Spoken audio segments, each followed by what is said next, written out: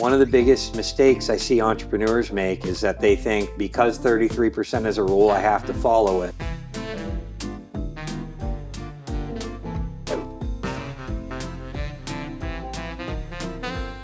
In restaurants, we look at a 33% model generally for costing. You want to be, on average, selling what you sell for 33%. That's not a hard rule for every item on the menu. One of the biggest mistakes I see entrepreneurs make is that they think because 33% is a rule, I have to follow it. Being willing to flex your pricing and increase your cost, you can actually bring more money through the door on each individual purchase on specific items. I'll give you one quick example. If I sell a pork sandwich for $10, I run a 33% cost. That means I've got about $6.67 going into the bank account every time I sell a pork sandwich. So if we look at a higher priced item, a rack of ribs costs me about $15 to put on the plate for a dinner. If I were following a 33% rule, I would sell that rack of ribs for $45 on my menu. A $45 price on the menu is going to cause some amount of sticker shock, but also it's going to look awkward against a $15 middle cost range.